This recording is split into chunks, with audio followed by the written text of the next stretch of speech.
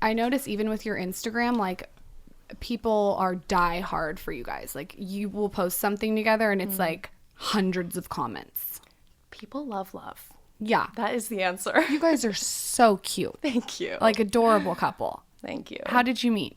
So we technically met on Raya, however you pronounce it.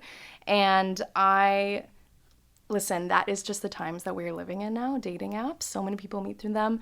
I hate saying that because there's more to the story. So basically, like 2.5 years leading up to us meeting on Raya, I have a lot of friends that are in the music industry. And 2 of my best friends specifically had sessions with him. And both times, they both were like, I just had a session with this guy.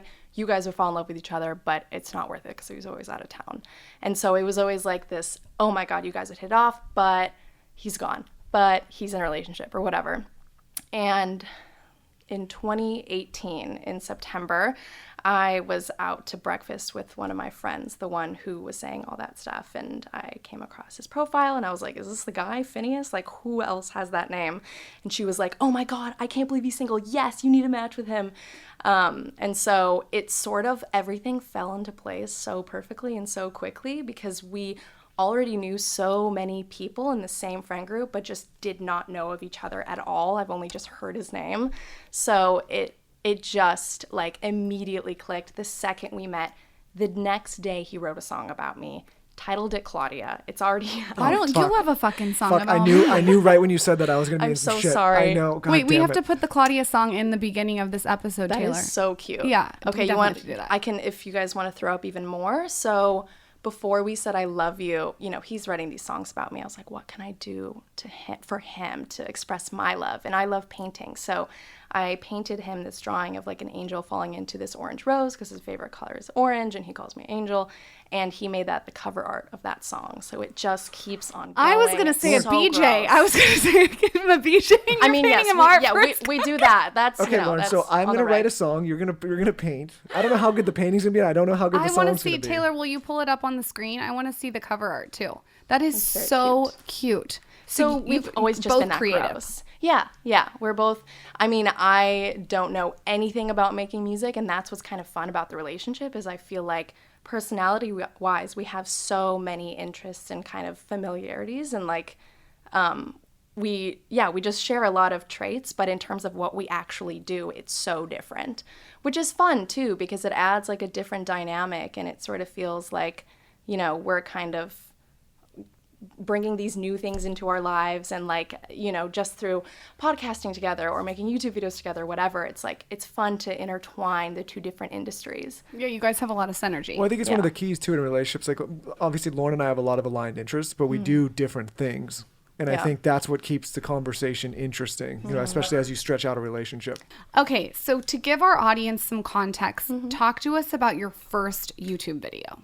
Oh gosh. Okay, so my first video was uploaded in 2009. I was 13 years old, didn't tell my parents.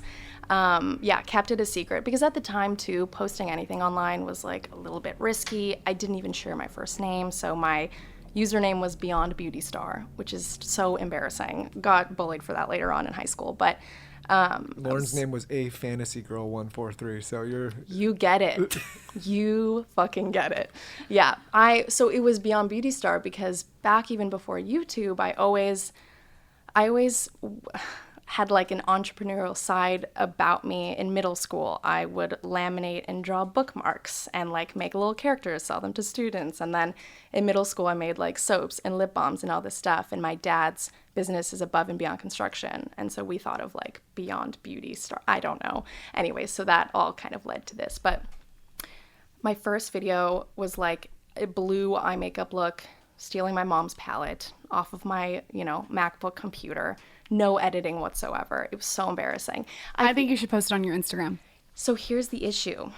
A year into making videos, I got hacked. All my videos were deleted. So like all the golden nuggets are gone. Yeah. You can't find them anywhere? No, they just delete them. They took them off the page, It too. is really that's devastating. hard, to get any videos back that have been deleted off of YouTube. That's why, like, anytime you go to delete one, it says, like, deleting forever. Are you sure? So all of those were gone. But I got it back by, like, filling out this whole questionnaire on Google and typing in, like, all my old passwords. And I don't even know if I could do that again. But thank God, got the channel back. Okay, so you post your video, and then how does it sort of spiral and like, how does the momentum go? Do you post one once a week, once a day? What are you doing to, like, gain this traction? Were your parents cool with it at 13, or they just still didn't know? So they found out, my mom found out 6 months in because I was signed in on my computer and she went to go check something out. So I had a little laptop and I started it because I loved editing, and that's still, like, my bread and butter and my thing that I kind of, like, take the most pride in and the most time in. And so at that time, I was being consistent, not because, oh, this is what I need to do, this is what's going to gain numbers. Like, I just genuinely love doing it. You know, I didn't really have, like, a sport that I went to every single day after school. So this was my sport. This was my, like, recreational hobby. So I just kept going because I loved it. And then I would say, like, maybe like 2 or 3 years in, I was like, all right, we're going somewhere with this. Like, brands started sending out free product. And it's so funny. At first, it would be like a video guarantee for just free product. And then obviously that changed to monetization and all that stuff. And by the time I was in high school, it had fully become like a full-time job, basically. My friends were, like, out drinking, out partying, and I was just in my bedroom, like, filming and editing every weekend. And then a month into junior year, I switched over to online because I started missing too much school from traveling. I think, like, the first 2 weeks of junior year, I went to New York for Maybelline, just for Fashion Week, and did some different content and interviews and stuff. And all of my teachers were like, good luck when you come back. Like, they just didn't care for, you know, my absence, which, you know, why should they? So going back to school, I was incredibly behind, made like a 10-page PowerPoint convincing my parents to start online schooling. Convinced them, can't believe I did, but I did.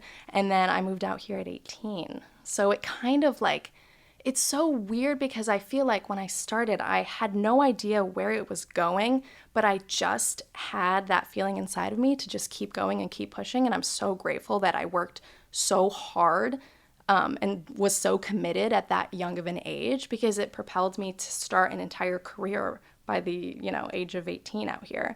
So I have the same, like, very parallel stories as you. Yeah. Like, I didn't start at 13, but, like, I know what that With feeling blogging. is. Yeah, you just know you're on the right path, and, like, each day you just do something to get a little further. Mm-hmm. Well, I think it's an important conversation to have for parents, because there's some parents that listen to this show. Like, there's some older and younger, but there's young parents, there's older parents. Mm-hmm. I think it sounds like you had some really supportive parents that allowed you to pursue this career. Yeah. And I think a lot of parents are like, no, you got to finish school. But in your case, like, finishing school, like, what else would you have learned? Like, a couple more math class, maybe a couple of history lessons, but, like, you actually built a career by doing it, and you had parents that supported that. And I think it's important for people to hear when they have kids, if they're chasing a passion like that, like, you should give them room to grow. Absolutely. My mom was supportive of it from day one. And I think the second my dad saw that I was making money from it, he was like, okay, this is good. And I think for a while, even after moving out here, they always were checking in and being like, are you good financially? Are you growing? All that stuff. And this sounds, going back to what you were saying, like, this might sound totally dumb, but, you know, back in high school, I just knew I wasn't going to go to college. Like, all of my friends started researching schools and figuring out where they wanted to go. And I had just no desire and, like, no feeling of, oh, I should just in case start researching and see where I want to go. Because for some reason, I just knew, like, that's not the path that I'm going to take. Not that I have anything against college, of course, but I think if you know what you want to do and it's already working, then it can just set you back time-wise and money-wise, because it's so expensive. Well, because people days. say to people, you have to finish school in order to go do X, Y, and Z. But if you're already doing it, like, a college and high school is a place to prepare you to do the thing that you ultimately are going to figure out to do, that you want to do. But if you already figured out what you're going to do and you're making money on it, like, why do you need to waste all the time in the tuition? Like, some people are going to write in and say, well, you need the education. But, like, in this particular case, for what you were doing, like, at that time, like, what college course could you even have taken for YouTube? There was probably nothing, right? I mean, not that I can think of. I guess I could have taken like film and TV or something. And who are these people that, like, in quotes, like, who are these people that tell us that we have to do this or have to do that? Yeah. I think we constantly have to question. I think in your case, it would not have made sense for you to go to college. So you come out here at 18, you're in LA. What do? Do you know anyone? Yes. So because of just YouTube events and conventions, I had already sort of formed my own network and bubble of friends. I already had a manager that was out here. She sort of scouted me just via email across the country and was like, hey, do you want to work together? And I was signed with Style Hall, which was a network. So I definitely had, you know, a support system out here and a friend group, which made the move really easy for me. And sort of like the first thing that I got into was obviously doing YouTube throughout all of it. The first thing I got into was hosting. So sort of loosely scripted stuff. I don't even know how I fell into it. Sometimes like the things that I have done, I don't know how it falls into my lap. But I think the mentality that I always have is just like, why not just fucking try it? You know, just dive right in. And I think especially like in this industry, it's so much about experience and just, you know, having that confidence. And so I became Teen Vogue's first ever YouTube host. Don't even know how I finessed my way into this, but they threw me on red carpets with a cameraman and a microphone, and I had to memorize, you know, questions for specific celebrities, and I would like have it on my lock screen so that I would remember like right on the spot, like, oh, this person's coming up. Okay. And so I did that for a year and sort of created original content for Teen Vogue's channel and mine and did sort of like the press stuff. And that was great. And towards the end of that, I sort of, you know, I was inspired to try other things, because if someone had told me, you know, just a year before that you would do this, I'd be like, no way in hell, that's insane. Who would let me do that? That is so scary. And so shortly after that, I reached out to, you know, my manager at the time, and I said, I don't know how this works, but I've always been interested in acting. I'm so fascinated by it. I'm intimidated by it, but I'd love to try it. And I booked a few digital series, and that started a whole new interest. So that's still something that I am constantly working towards. And I don't talk about it much because acting, the acting industry, you don't have control in it. If you are just going in for auditions and stuff, like, it's a brutal business. You are saying, you know, you're getting no's left and right hundreds of times, and the right cards just have to add up. You have to, you know, have the right look, the height, the right hair color, all this stuff. And so that's something that I'm still sort of, you know, constantly focusing on. I have a traditional team, so in quarantine it's just been so many self-tapes with my boyfriend. Poor Phineas has to deal with all of this, but... Well, Michael won't even take a fucking picture of me, so you're lucky. Well, here's the thing. Okay, so are you, like, do you not, like, husband, Instagram husband? No. No? Here's, I look at it this way. I'm terrible at it, and I think I was like, maybe... You're terrible to hold the camera and press the button? No, because I just can't, I can't do it. Well, I found a new trick with the self-timer where you hold the clicker in your hand. Yes. I'm going to be so fucking obnoxious. But you know what? Like, I've done iPhone tripods. Yeah. Do you have one? Yes. Okay. Can you send me the one that you use? I'm starting to think though, Lauren, maybe we should be a little bit more romantic on the feed, show a little bit more love. Maybe we could create a whole thing there. No. You know? Here's the thing is, like, I tried to get Phineas to kind of help me with those sorts of things, but it just created tension that just didn't need to be there, because the photo would never come out how I wanted it to. And he still tries. Sometimes it works, but, like, you know, I need a lot of options, because sometimes I want the in-between shot. I want the in-motion shot, right? You know, and so I have to look back and be like, you took 5 photos. I do have one tip for this that I just learned. Yeah. Okay, so you take your phone, and I hope that people can see this, and you open the phone to take the photo. Mm-hmm. Okay, so just like how he would take a photo of you, so like this. Right. But then you turn the phone towards you and turn it on selfie mode, and you have him press the button over and over, and you can move to the camera. Yeah, that has worked for my relationship. But you know what? Okay, I haven't done that yet. I think there's the blogger, like influencer, like YouTube boyfriends that really like photography and like filming, and that's okay because like that's their thing. But like for someone like me, like I hate doing all that. I hate taking pictures. My mom used to make me take these fucking Christmas card photos, and I'm still scarred from them because I had to do all these weird poses. Always looked terrible. But you put them out anyway to the world. I don't want to hear about your Christmas card But I think trauma. about, like, imagine in my world if I was like, listen, Lauren, you know, I know it's not your thing, but I need you to do the accounting for one of the businesses. Like, I need you to do, you'd be like, what the fuck are you talking talking about? It's not your thing. It's the Right. same thing with me with photography. I don't think it's that hard to press a button. So, but it is, and then you're right. The tension happens because I do it wrong and she yells at me and then I get mad because I don't know how to do it right. And I'm like, let's just opt out of this and You take one photo and it's blurry.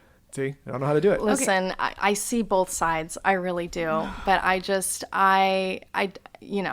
feel it out. You just have to go with the flow and feel it out, because sometimes he wants to help out, and I'm like, all right, this is the fucking moment. Let's take these photos. But sometimes I just know not to go there. I bet if Phineas was here, he would see my side. He would. Yeah. Great. He would. You guys could commiserate. So here's a question for you. Yeah. I mentioned earlier, you get thousands of comments. You have all these people commenting. It's kind of a two-pronged question. Okay. One, do you actually read all of them, or do you detach from them?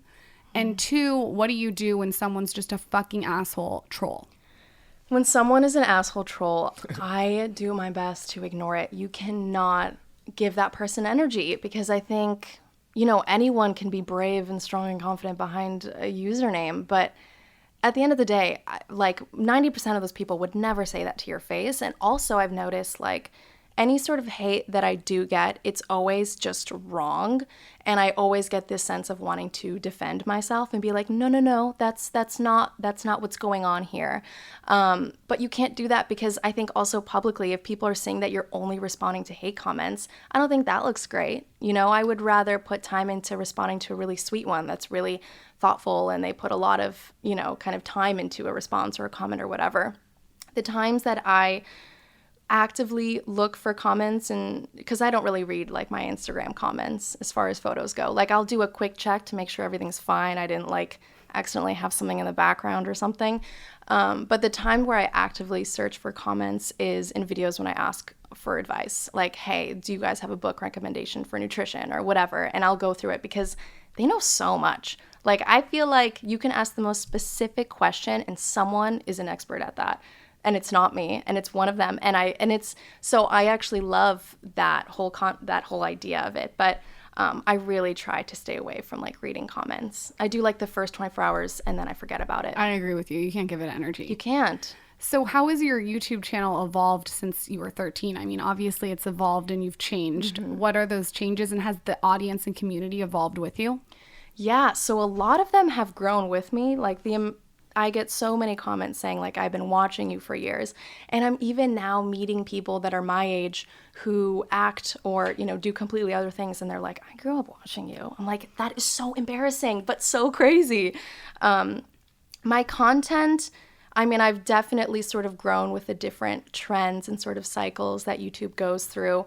And so the thing that I always wanted to maintain and make sure is like, even from day one, I took it just so seriously in terms of like, if anyone sees anything, I don't want to be embarrassed by any of it. And so I'm genuinely proud of like everything that I've made thus far. Like, I never let certain trends kind of like override who I am and what my style and brand is. Like, I know YouTube went through a phase where everyone had bright colors and they loved Minions and they wanted to What's appeal. Minions? Minion was like a type of movie, like the little yellow guys with the one eye and the overalls. It was just like a fucking thing to love Minions. And I never understood it. But there was that whole phase where people wanted to appeal to younger audiences because they watched a lot of YouTube videos. And even just through that, I mean, maybe it sort of bruised my channel to not do that, or not sort of, I feel like I definitely didn't collaborate as much. That's like the one thing that I regret, is like collaboration is so key and it's so vital to just expanding and, reaching to different audiences. But overall, it's always just been about like the style and aesthetic and the editing and stuff. But last year, I sort of made a bigger switch. I always had 2 different channels. This is a very like OG YouTube thing to do, to have a main channel and a vlog channel. And I very quickly realized that the content that people wanted from me was the lifestyle content, the vlogs. Like, the more natural and nitty gritty and less polished it is, the more they want to see it. And so I got rid of my second channel and I dumped all of my time and efforts into just one. And now that one platform has, the sit down, stylized videos, the tutorials, but it also has me going on a hike with my dog and then talking about how my computer broke and how we're trying out surfing, whatever we're going through. People love that. What is the key to a vlog? Like, are you using your phone? Because for me, a vlog is overwhelming for me because I'm Instagram storying so much. So it's like, oh my God, another thing to add. Are you doing it off your phone or bringing a camera everywhere? Camera. Well, right now it's like, where am I going? It's mostly at home. Okay, but let's do pre-COVID. But pre-COVID, I would bring different things. So, you know, last year we traveled a lot, and some of my favorite vlogs were the travel vlogs. So going to Coachella and Australia and all these different places. I mean, you know, I went the extra step. I brought my little drone with me. I brought my GoPro. I brought like a little fisheye clip that you put on your phone that just makes the footage look more interesting. And the thing that I never want vlogging to feel like, because I was nervous about this going into a relationship that is public and he has nothing to do with YouTube. I never want to overstep and feel like I'm forcing him into my content. And so the way that I look at vlogging is like, if there is something happening in the moment and it's special and I want to record it, I don't. I want that memory to live out because I don't want to ruin it. I don't want to stop what everyone is saying or laughing about and try to get it on camera. I would rather pick up the camera and then like create a moment for the camera, if that makes sense. Because I found that just makes it easier for others around me to sort of be natural, and it just doesn't feel like I'm disrupting anything. I remember like my Coachella vlog was one of the first that Phineas was really in, and I showed him the video before uploading, and he was like, I don't remember like 80% of this footage. When the hell are you filming all of this? I'm like, well, we're walking and I'm walking backwards and I'm filming a shot of this in the go-kart. And then, you know, when you were doing that, I was doing this, and like you find your ways. But in terms of like right now, a lot of it's at home. I do use a camera. What's the camera? So if anyone wants to start vlogging. So I use two different cameras. The sort of like great starting one is the Canon G7X. It has like a flip up screen so you can see yourself, and it doesn't have a detachable lens. So it's like not confusing at all. It's like a point and shoot camera. That one I still use all the time. That's the one that I would bring with me in my purse or whatever, because it's not as obnoxious as like, you know, the fuzzy microphone and the lenses and everything. And then the other camera I use is the Canon M50. It's like a smaller DSLR, so it has its own sized lens, but you can get like a converter lens that you put in between to use other ones, if that makes any sense. But it's like a great DSLR camera that I'll use for more like polished videos. You know what I think is interesting though listening to you is like, and don't take this the wrong way, but like you're like a tech nerd, right? Like you love the tech, you love the editing, and I think like you can't do what you do unless you, well maybe you can, but like you get, it sounds like you get excited doing the editing and doing the filming and learning about the cameras, and I feel like that obviously speaks to the success of the channel. Like if you're someone that's not excited about those things, you don't like editing and you don't like filming, you don't like the tech stuff, like it's hard to do it, I imagine. It is hard, and I think, you know, a lot of people ask me, what's your biggest advice for starting a channel right now, right? And like everyone's classic answer is be yourself, and this is, you know, whatever, like make your personality come out. But I think one of the things, especially in this age where TikTok and all these short form videos are what people are taking in, like people's attention spans are a lot shorter. And so if you're going to upload a 15-minute vlog, you need to make that shit flow. So I always have music in the background. If I have a clip where there's something visually happening that's interesting, but the audio stops, I'm going to pull the audio from the next clip, put it underneath so you can already hear the next thing, and then it jumps to that next clip. And so having it always going, I found that the second I started really doing that and making sure that every beat is worth watching, I was getting comments of people being like, oh my God, I can't believe this 20-minute video just went by. That went by in like 5 minutes. And I think also like visually, you always want things happening. So even if it's not an interesting shot, you know, adding text title or zooming in, zooming out, all these things, like it keeps people like visually engaged with the content. And I think that's something that people don't always sort of talk about, but I think that is such a huge part of like sort of my success with my content, because it's very casual and it's very personal, but because I make sure to add all that in, it feels like a mini production. I think though you can't know that unless you're somebody like, so you do your own editing, you like the editing, and like you have a very quick pulse on what the audience likes, and if you're someone that can actually fulfill and do those editing and make it tight and make it flow, like that speaks to the success. And a lot of people, if they don't know how to do that and they're not excited about the editing process, they think they can just throw out a video, like they're going to come up against your video, which is edited properly. I was listening to, what was the girl? Alex Cooper from Call Her Daddy was talking about how she edits her show and how she edits her video. And she spoke to it in a way, I was like, wow, that's actually really interesting. She edits it in a way where it speaks to that, Gen Z millennial audience, where it's quick and it's snappy and it's flowing. And I thought like, wow, that was a really smart take on some smart editing. Definitely. But she does it herself because she's excited about the editing process. Yeah. And like, even this is like a small example, but I just uploaded like a sponsored video the other day. And in order to keep it fresh and different, like I had a shot of me, stretching and doing yoga, and then it shows the title, and then I slid in to that same like shot. And so there's two of me. So while I'm trying on the clips and I'm doing the yoga, I'm over here on this side talking. And it's so funny because it's not that complicated to do. You just have to make sure you film everything in the same shot so that the frame doesn't move. So you got to do it. So much work. Yes, but because I've been doing it for so long, it's like I can do it with my eyes closed. But it's just, you just got to pre-plan it in your head. I think that's one of like the best and worst things about what I do is like, while I'm filming, I have such a vision of like, this is how it's going to be. And like, every single video of mine is filmed out of order. Like I sort of string it along like a story. I think that's really important too. You need to have a beginning, a middle, an end, to make it feel like a whole complete, thing, project, baby. And so, the bad thing about that is you can imagine how much control I love to have in whatever I'm doing or like, put out. And so I've tried having editors, and it's not only does it like pain me, but all the comments are like, who edited this? What is going on here? So it's tough because I'm trying to figure out a way, like once all of this is over this year, things are crazy, but once things kind of like go back into momentum, like do I eventually want to hire an editor? What's going to happen when I book a role and I'm gone for 2 months and I need someone to start editing? Like I need to figure out how to delegate. And I feel like I need to pry that out of you guys because you guys are so good at it. It's funny when you think about like, well, thank you. But it's funny when you think about, it's not funny, but it's just an observation I make for what you do, for what my wife does. You guys are content creators. I think like to a degree, maybe what I do in the podcast, not as well as you guys, but people, they make comments like, oh, it's so easy to talk on a mic, or it's so easy to film a video, or it's so easy. They don't realize how many hours and hours go into the back work. Like I imagine like, yeah, you have all the filming, which is hours, but then you have all the editing, but then you think about all the planning and the way, like it's like if I told you, hey, go create a video, you're not just doing this in 30 seconds. No. It may be a 15-minute video. I think that's an ignorant statement to say. But something's easy without someone doing it all the time. But the reason I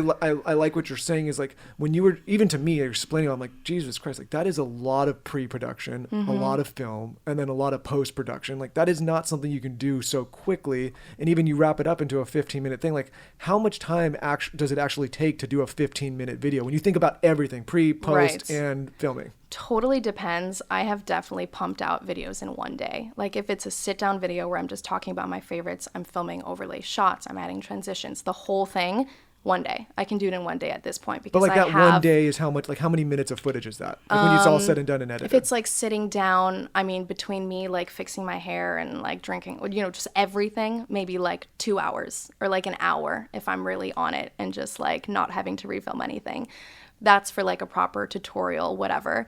And then I can edit that in like 3 hours or something and add another extra hour for like try on shots or product shots or swatches, all that stuff. So it's like a full day. Like I'm definitely working past 5 p.m. or, whatever cutoff you like to have to feel like you have separation in your day. And sometimes that is just how it goes, I try to stick to a schedule, but with due dates and sometimes, life throws different shit at you. So you kind of have to work on the spot. But I can definitely pump out a video in a day. But when it comes to vlogs, I just always want to make sure whatever I'm saying or doing is interesting, whether it gives the people entertainment or joy or knowledge or whatever it is. I don't want it to be like a waste of space or air or, whatever to have on the internet. So that I'll give myself like a week to just gather as much interesting stuff and then string it into one story. So everyone thinks it's one day, but it's really like a week of my life. Let's say it's a day or say it's a week, but that's also like what people forget. It's also 11 years of learning how to do this quickly and effectively. Yeah. Like, like if you told me to do that today, how long would it take me? It would probably take me 3 months because I don't know how to do any of it, right? Right. Taylor gets mad at me all the time because I make him create all these video assets for the show, and I'm like, hurry up. He's like, shut up. He's like, what the fuck? It's not that, you can't do it that fast. So, yeah. How important do you think Instagram story, Reels, and TikTok is? Ooh, that's a great question. TikTok, I'm so unfamiliar with. We were just talking about this. I don't know. I just can't get on it. I don't see myself as being the girl who like dances and like pops it. And I don't know. I think there's a lot of brilliant content out there because it is hard to get like, I just think it's for such a short amount of time. Like I remember back in the day with like Vines and stuff, people like really thought it through and made these viral videos that seem like it just happened by accident, but it was all planned, you know? So I don't want to discredit any of that, but I'm just not on TikTok. I don't know. Maybe that makes me feel like old or... What about stories and Reels? Stories, I think... Reels is just like IGTV, right? Is that what we're talking Reels about? Is like Reels is the new TikTok. Reels is the new TikTok. Oh, fuck. Yeah, I haven't started that yet. I don't even know, you guys. It's as content creators, it never shuts off. Like, no, I know. Even never. at 11 o'clock when I'm winding down, I'm like, oh, should I snap like my red light? Like it just, you never sort of turn off. Right. Exactly. I think it's a mistake though that creators make when they, I'll give you an example. You have a very prominent YouTube channel and social channel, and you like doing that. You're excited about that content. You like to edit it, you like to film it, you like to put it out there, and like that gets you going. But you're not excited about TikTok, and you don't care about it. Right. I think it'd be a huge mistake for Me you to being go. Stubborn. But I also think it's a mistake for you to go there. Like I'm not excited about any pictures, so I don't. My social looks like garbage. I don't post on it ever. But I like talking on a mic. I think people think they need to be everywhere, doing everything. Right. But then you do, and you're doing it all either subpar or mediocre. Where it's like if you stuck to maybe one thing that you were really fucking good at and really talented at, like you're gonna thrive there, and you really you don't need every channel. Agreed. I totally agree. I think back to the original question, I think because stories are so fast and they're so on the go, I think they're genius. I think the way that you do it is awesome. I should be better at it, but I think just because it has all those features of being able to swipe up and click and everything, I think it's extremely powerful. You know, with YouTube videos, it's way more sort of old school. You got to go in the description box and go through those links and stuff. So the convenience of it is what's so smart. I think IGTV is great too. I've done a few things on there, just like a couple of videos. I should honestly be doing more because it is a great way to put like a long form video onto a platform that usually just has like photos and stories. Just more pressure to create more content. Yeah, it's just, this is why I'm like, you guys tell me how to delegate. Like, what do I need to hire someone that just focuses on that? I don't but I think you're doing it right. I actually think people think they need to delegate and capture everything. And I think that's a mistake, right? Like it would be really fucking weird if you saw me dancing on TikTok. Like if you tuned in and that was what I was doing. I don't know. I kind of want to see it now. Okay, well, listen, maybe we could talk. But I think, it would just be, I think people do things that are unnatural to them that they're not excited about, and people can sense it. Yep, definitely. And it looks like it's desperate, and it's like, why are you doing that? Like maybe I missed the TikTok thing. Like maybe I missed the like it's not for me. I think we all missed it here. That's okay though. Because what I didn't miss is this, and what you didn't miss is YouTube. What Lauren didn't miss is blogging. So if you do those things really well, like that's all you really need to do. You have to be aware of like channels that are dying, but obviously you can't do everything. I think like you just need to ask yourself, am I growing and evolving in what I'm doing? And if you are, then you're golden. You're great. I agree. Yeah. So how close knit is the YouTube community? Because we're not in that community. Like, are you is it like how TikTok is, where people are moving into houses together and you guys are going to parties together, or am I just totally stereotyping and it's nothing like that? No, you are spot on. I feel like it was probably more tight-knit and closer in the beginning when sort of all of this first started. It definitely felt like going into high school 2.0. No one was mean necessarily, but there were definitely sort of groups and circles and gatherings, and that started forming way before anyone lived out here. It was just at the conventions and like VidCon and Playlist Live and all these different things where YouTubers would get to meet their subscribers. And so moving out here is definitely like that. Listen, I had like a 2-year phase where I lived in a house with 4 of my friends and it felt like a frat house. And then I, got the fuck out because I couldn't do it anymore. No one was doing their dishes. But it's definitely like that. I see it so much with TikTok. But here's the thing. I think a lot of that is helping everyone grow. Like I know when I first moved out here, I had a group of like 10 friends.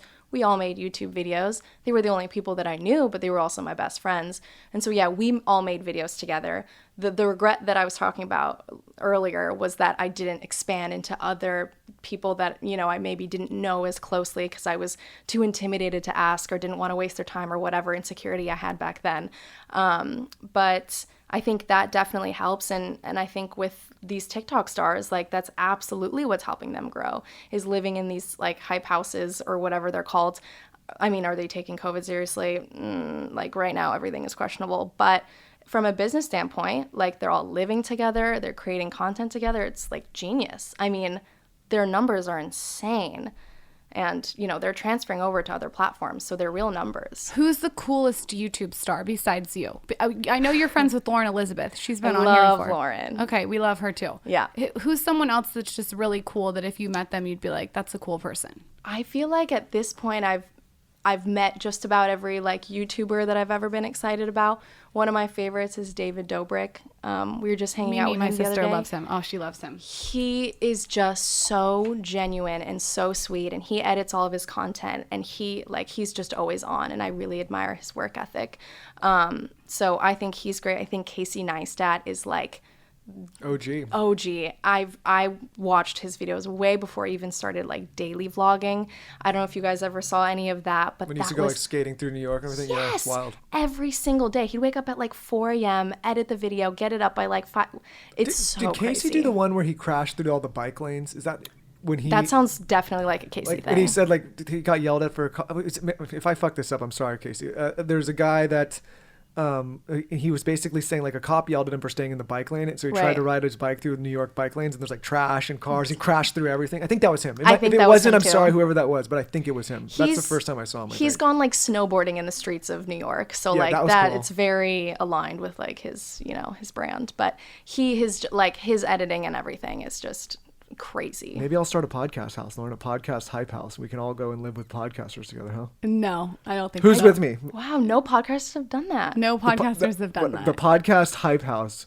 Podcasting is cool because it's the pod house. Very much like YouTube. So my problem when I was blogging, like when I first started blogging, it was not collaborative at all. Right. In fact, it was so competitive, and I was like, okay, this is bullshit. I'm going to bring as many people as I can on the blog.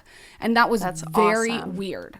But you guys have always been collaborative, and podcasting, why I appreciate it so much is it's so collaborative, and that's how everyone grows. Yep. So I tend to think that the blogging space out of all three of those is the most catty. In social space, probably. Interesting. And maybe like Instagram too. Have you seen the blogging space change at all, or does it still feel... Because you make it sound like it's, at least when you started, like it's this sort of independent thing that, you know, everyone has their own space and their own, you stay in your lane type thing almost. Yeah, I think that it's separated from YouTube because you get to write and put pictures up, whereas you guys are right in a camera, which is very different. I think it's a generational thing. So I'll give you an example. We had Jillian Michaels on this show who we love, and she basically was saying when she was coming up in traditional media, you know, they only had like X amount of places you could go to be seen on X amount of television channels. So if you were somebody that was like, if you and Lauren were going up against the same channel and Lauren got the job, like you didn't have a place, or if you got the job, she didn't have a place.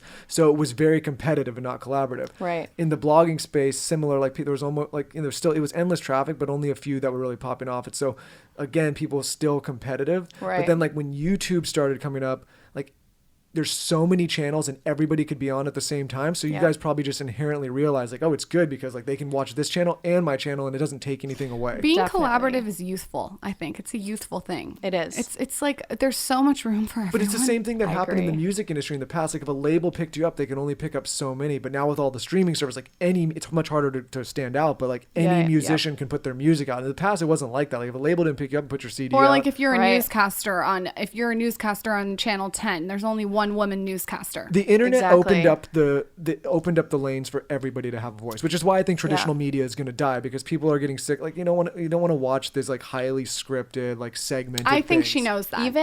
Even like network television and stuff. Now there's so many streaming platforms and like mini series that are being created and all this. It's the same the same thing is happening everywhere. Absolutely. So I watched one of your YouTube videos before you came here that was all about being vegan and how you sort of lost weight in front of the world, in front of your YouTube world. Right. Can you talk about that a little bit? Yes. So before anyone comes for me, I'm not fully vegan. I'm like 80%. I just, by nature, dating a vegan who eats plant-based, you just end up kind of eating the things that he eats. You're veganish. Veganish, totally. I do believe in the, plant-based diet, and I think it's really great and healthy. And as long as you're doing it right, because you can be unhealthy in any sort of diet for sure. Like Oreos are vegan, Right. So yeah, basically like it's crazy because before ever meeting Phineas, I was so obsessed with trying to lose weight and trying to figure out what works for me, what can I eat, how can I work out, whatever, all this stuff. And I remember when I met him, I was at a place where I was like, fuck it, I'm done. I was becoming really over it. And it all sort of started by accident because he doesn't drink, he doesn't do like any drugs or smoke weed or anything. And that's just sort of, he's just not interested in it, which at first I was like, whoa, I don't know if I can relate because, I gotta have like my Moscow mules and my tequila shots. Like I definitely, didn't drink a ton, but out on the weekends, you're drinking with your girls, you're single, you're mingling, all that stuff. A month into dating, I had no reason to go out and get drunk. And so I sort of accidentally kind of went sober and just, maybe had a glass of wine. And that first month I dropped like 8 pounds or something crazy and didn't change anything else. And it fully was just all of those toxins were gone from my body. And it really like it bloats you and it I don't know. It's the whole reason you get drunk is because it's literally like toxic to your body. Like that's the effect of the alcohol, on your liver. So I slowed down on just weekend drinking, and that sort of like kickstarted this whole new approach, which was, okay, if I actually want to sustain this lifestyle, I don't want to try to jump into a million things and just try to hold myself accountable towards that. Let me take it one thing at a time. And so realizing like how much better I felt without drinking every single week, I was like, all right, keeping that. Let's try cutting out dairy. Did that for a little bit. That was great. Let me try cutting out red meat. And like those are the things that I definitely just try to keep away from. Everything else, like I still eat fish. I still have sushi every so often. And I think working out, that is something that's always changing right now. We have a dog and she requires so much energy. She's a 2-year-old pit bull. So we're constantly hiking. We're having 1-hour walks every single morning. So that sort of changes and I go through phases of like Pilates and stuff. But in terms of food, it was just making sure that I just did one thing at a time and I was really gentle and slow with myself. And that way it helped me to learn how to listen to my body because I had such crazy binging habits before. I never listened to my body in terms of like when I was hungry, when I was full. I remember at one point, like there would be weeks where I wouldn't even experience like being hungry because I felt like I was just always snacking and then like waiting for the next meal and just like snacking and eating and snacking and eating. And I think giving your body, you guys are, you do, what is it called again? Where it's like you only eat in like a certain intermittent fasting. Are you guys still doing that or no? I am not, but Michael is. I mean, like I think, again, like you, I kind of fell into it by accident. Right. Like I didn't realize I was doing it. I'm just one of those people that he's not attached to food. He was no. doing it. But I never have felt good eating too late, and right. I also have never really liked eating too early. The second you wake up. Yeah. And so I'm like, oh, and then when I learned more about it, talking to people on the show, I'm like, oh, it's actually a good thing. It gives your body a chance to clean and like stay in shape and boost your metabolism, all these things. Mm-hmm. And so like, it's just like easing into it slowly over time, and then learning about like, oh, and then to your point, Lauren says I'm not attached to food, but I think I've always had a good relationship with how I listen to my body about food. Like if I could be someone that's eating, and if I'm like, oh, I'm full, I quit eating. Or if like alcohol's like I'll tell them sometimes like alcohol's not serving right now, I'll just quit alcohol for a while. Like I listen to what my body's saying it needs or doesn't need, and then I just kind of live that way. Just by accident though. I think that's great, and that was something that I always aspired to live by. And just through taking out some of these things, I sort of subconsciously and naturally started doing that. So now I do that as well. I know when I'm full and I should stop eating. And also, like, I mean, there's so many little like tips and tricks. Like, people always say when you start feeling hungry, like 80% of the time you're just thirsty, you know, making sure that you drink a lot of water. And I'm constantly going back and forth on like, I'm just not going to have coffee for like a few weeks, and now I'm just going to have matcha. And I think just making sure that your body isn't reliant on anything. I never want to feel like I'm relying on something. So kind of changing it up. But overall, it's tough because I've had a lot of friends come up to me and be like, tell me exactly what you do. Like, are you doing lemon water? Are you doing celery juice? What's going on? And like, it's just, for the most part, I'm just eating whole foods that are plant-based, and I don't like drink alcohol. I maybe have, when we go out to dinner, we share a glass of wine. Like, it's sort of embarrassing how much we just don't desire it, I guess. Like, I love the taste, but I don't need a ton. And that sort of has just worked out. Personally, I think I believe people don't know how to listen to their bodies because they're constantly adding things. Right? And I think that the only way you can figure it out is when you start removing things. So like to your point, I totally agree. If you remove alcohol and all of a sudden you're like, oh wow, I've lost weight and now I realize I don't like, okay, so like that's a solution. Or if you remove dairy, like, oh, maybe I don't need that. But in reverse of that, like, I've gone periods where I've said, okay, I'm going to remove red meat. Mm-hmm. But then over time, like, oh, my body actually, for my blood type, I like red meat. Not a lot, but once in a while, like, my body's saying like, hey, you need to get some red meat. And then I listen. I think the biggest mistake people are doing is they're like adding the lemon water, adding this, adding that. And it's like you're crowding so many things in your body, you can't hear what it's saying. Let's look at what you're doing right now and see how we can sort of fix that or change that versus exactly dumping all these other habits.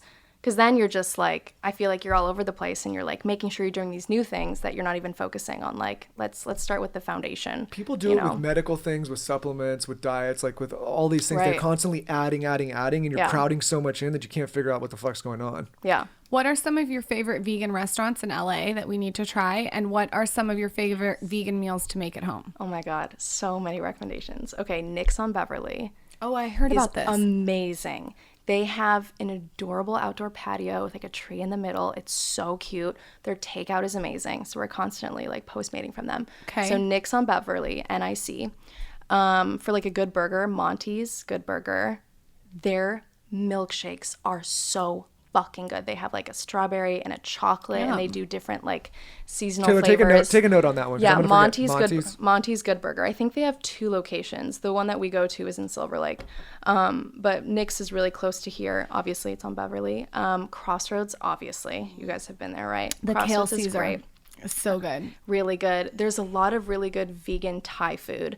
That was something that I like recently introduced into my life since dating Phineas, was like how much good vegan Thai food there is. Yum, where?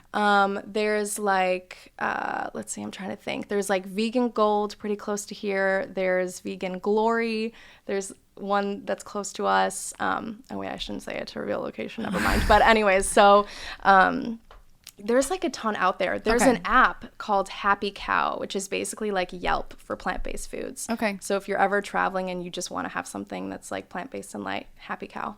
How do you guys both, because now you're together, I feel like, I mean, separate, you guys are already sort of, I would say, celebrities. It's a new digital kind of celebrity, right? It's not like the traditional celebrity. Now that you guys are both together, how do you go out to dinner and have a normal time? Are people outside of your house? Like, how gnarly is it? You know, it's not that crazy. It's definitely not that crazy. I think any sort of populated areas like malls or the Grove or something, then that happens. And it's... What's that? Like people running up to you? People want your autograph, selfie? Like, what do you mean? Yes, asking for photos. And everyone is always so sweet. Like, it's never been like super invasive or crazy. I mean, we do now have people showing up at our door and sending fan mail and stuff. That's just, I gotta draw the line there. That's happened to us. I'm like, listen, I'm not the one. Don't show up. I don't care. Don't care if you're a fan. I can't come to the house. It's creepy. Yeah, and come take a picture, say hello, but can't do the house. Well, the house thing, it's just like you're crossing a line, and I don't let my fucking parents show up at the house unannounced. I don't let it. Exactly. No. So we recently got like a front gate and everything and a wall built. Literally while that construction was happening. She's having a heart attack that I said that, but she's like, "You're so mean." I'm not. I agree with you. Listen, if somebody shows up at the fucking door, I'm booting him out of the door. Okay, so Good. you got a gate. We got a gate. We got a wall. Literally, as it was being constructed, we had someone like steal our packages and like rip off our Nest camera and shit. It was just, we're like, we're literally doing this because of this sort of shit. But that wasn't a subscriber. That was a whole another incident. But, you know, people show up with their moms, and like, I'm always wondering, like, as a mother, does this feel like something that you're okay with, like driving your kid to someone's private property? It's a little crazy, but we just, because obviously with Billy's position, you know, Phineas is in a great boat because for a while he was kind of like sort of in like the behind the scenes sort of in terms of like their you know, unit and sort of what's going on with them.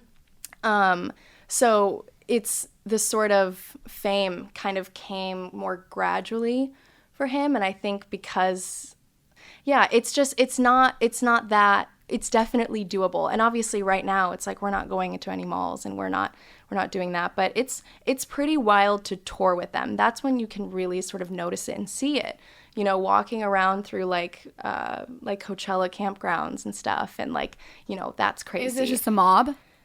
Yeah. Wow. We wouldn't do that. We wouldn't do that with Billy. Billy, you know, she's gotta stays have her own back. security. Yeah, totally. But Phineas and I, we'd run off and like, or, you know, landing in Australia, there'd be people at the gate because you're allowed to go through the gates if you don't have a ticket. And so people would, you know, so it's wild to see that.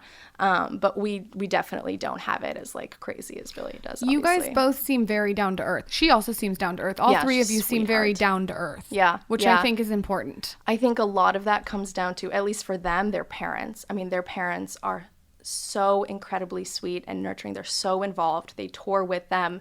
And so it's like they're such a family unit.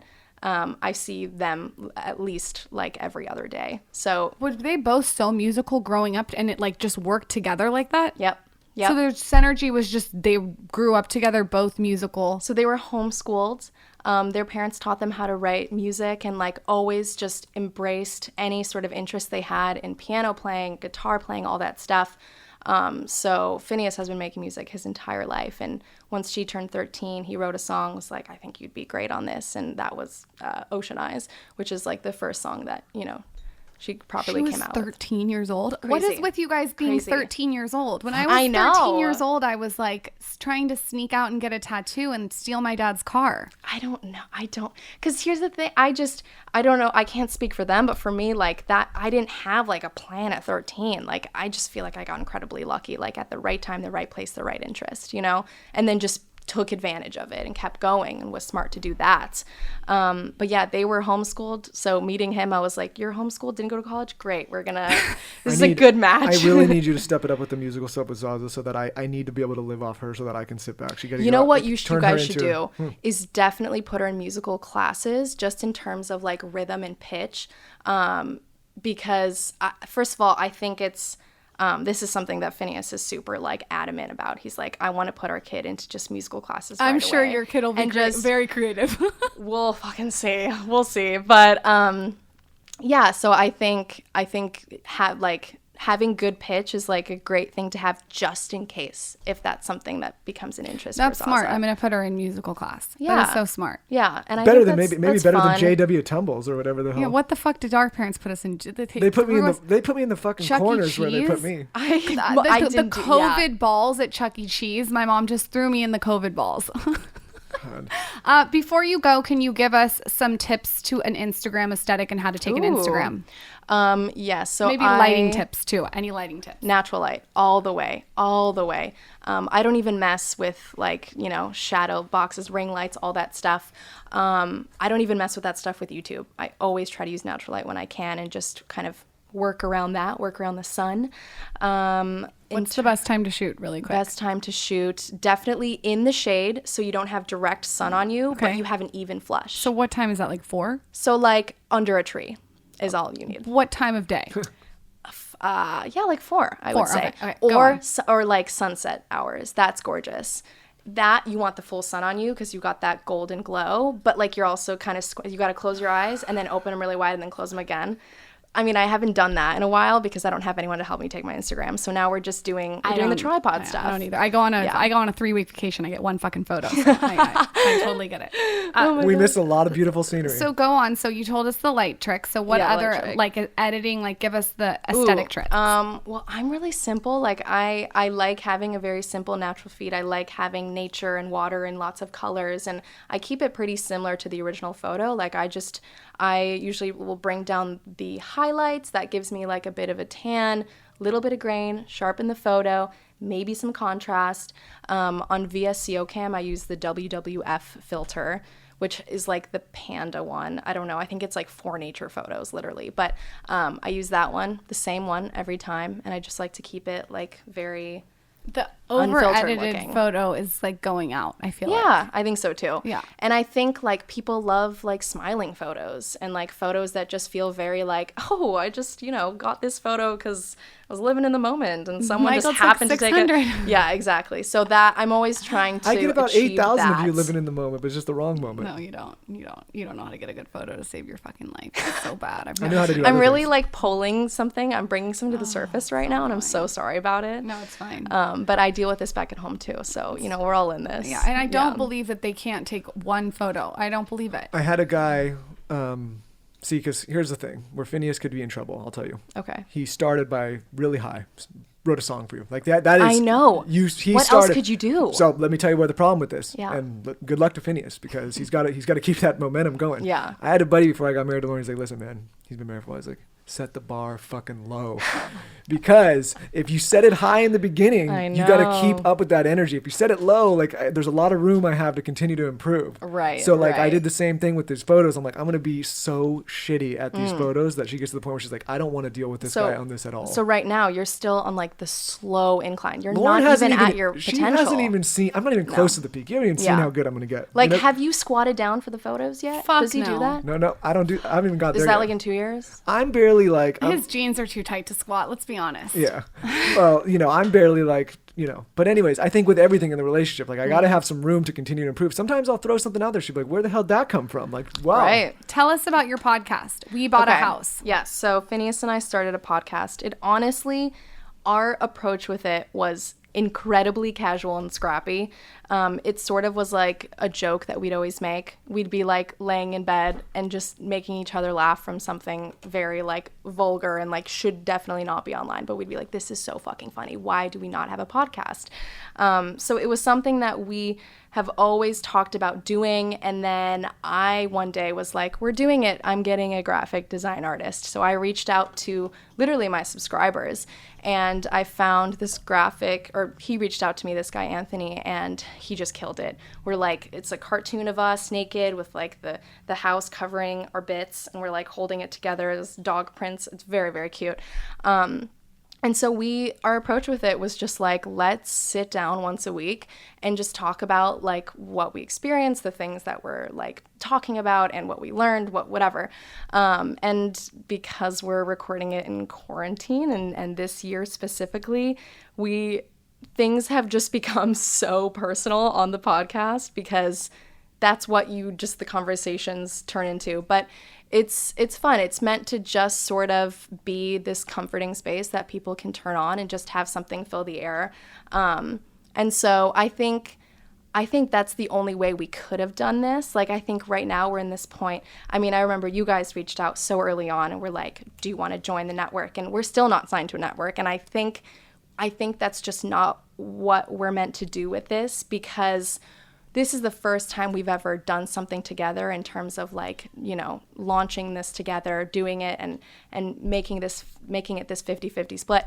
And very quickly, we just realized that putting any sort of pressure on this, like we want to make sure if we're doing this, we enjoy doing it, And so we're keeping it very casual. It sort of feels like this like underground thing that like sometimes we promote, sometimes we don't. And yeah, I mean, a lot of people like love it. Like a lot of friends are like, it shows a different side of you guys, probably. It totally does. You can do things. You can have conversations that you can't like I think this medium is one of the few mediums that you can have a conversation like you couldn't, this would not, in YouTube, people would have been like, what's going on here? I mean, if there was I mean, you could film this podcast, but it has to be in podcast format because it's like, it's hard to get people to listen for, 45 minutes, hour. It's difficult. Right, exactly. So we have fun with it. I mean, literally there's one episode that's called The Tampon that went to the Grammys. I had a tampon stuck in my body for like 4 weeks without knowing about it. And so we talked all about it, and that tampon went to the fucking Grammys. That's, another story for another day. Hey, it just, I didn't know it was in there. That's what I'll tell you. I didn't know it was in there, and then I had to backtrack and be like, when did I put... So dangerous. That's not an uncommon story, Lauren. One of my friends had a tampon stuck in her for 4 weeks too. Yeah. And she was dating this new guy, and they started having sex, and he said, "What's that smell?" And she said, "What smell?" And he said, "What's that smell?" He happened to be a paramedic. So he knew. He said, "You have a tampon stuck in you." He pulled it out. She said it was the most ranch. Let me tell you something. Michael was around when she told this story. I'm telling you, everything happens for a reason. God bless his soul for coming in and saving her. I'll tell you something, Lauren. The fucking paramedic credential had nothing to do with how he figured that out. Listen, I get it. The women now I'm going to be attacked again, but he did just because he's a paramedic. That's not how he figured that out. Right. He's like, something is funk down here. I don't love tampons. People think I'm so weird. I'm like more of a pad person. Well, here's the issue. We had it in there for 4 weeks, right? Had no idea. Of course we're having sex while that tampon's in there. So it's all the way up there. I'm like, how did you never feel this? You never felt it? Are you kidding me? We don't have that. And so now every single time we're having sex, I'm like, you don't feel a tampon, right? And he it's now like a huge fear of mine because how can you even put a tampon in after that? Doesn't that give you anxiety? It's really scary. You can die from something like that. I know. I'm not kidding. Use it always, call it a day. My gyno was very, very concerned for me. Yeah, I got like an infection from it. Had to take some. Yeah, use a pad. For the most part, yes, I do that. But Taylor, you know what? Taylor, stop masturbating back there to this. Sometimes, you go swimming or whatever, you got to put a tampon in. But this is the sort of shit that we talk about on our podcast. Okay, I'm going to go listen to the tampon that went to the Grammys. Yeah, it's pretty funny. I went like rogue in that one, but we film it in his studio. So he has, in our house, it's like a half basement, and he's soundproofed the whole thing. And that's where he works. It's amazing. My office is upstairs. So there's a layer sandwiched in between us. So I don't hear him. He doesn't hear me. That's good. I think it's great for the dynamic. Yeah, it is. In terms of living together and working from home.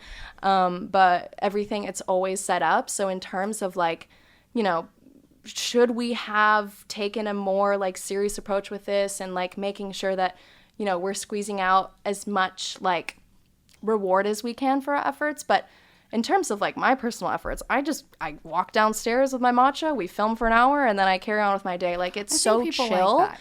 And yeah, I think that is that's how it's gonna be forever, But again, though, this is what every kind of content medium, that's what's working for you guys. That's what you need to do. Right. And I think people overthink it. They look at somebody else's formula and I got to do it that way. And it's if that's what's working for you guys and that's what the audience likes, that's what you should do. Yeah, exactly. And we're having fun with it. And it's just it gives us an hour to sort of have undivided attention towards each other and talk about things that maybe we normally wouldn't.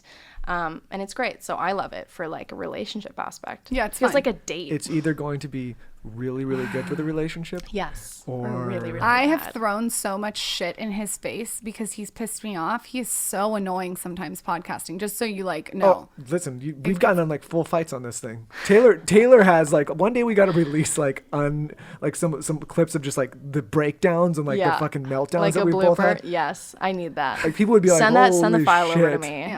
Yeah. Where can everyone find you? We bought a house, the tampon that went to the Grammys, but besides that, your Instagram and your YouTube. It's all just my name, Claudia Sulewski. Okay. Last name is sort of an annoying long one, but that's okay. That's okay. And yeah, what's just Phineas's last name is Eilish? It's O'Connell. Eilish is Billy's middle name. Got it. Yeah. O'Connell sounds good with Claudia. Yeah. But he's just got the single name so it's just @Phineas. And he's a great name. That's a cool name. And it's spelled cool too. Yeah, that's a cool Without name. the PH, it's just an F. Yeah, that's cool. Yeah, it's really good. Thanks for coming on. Thank you for having me.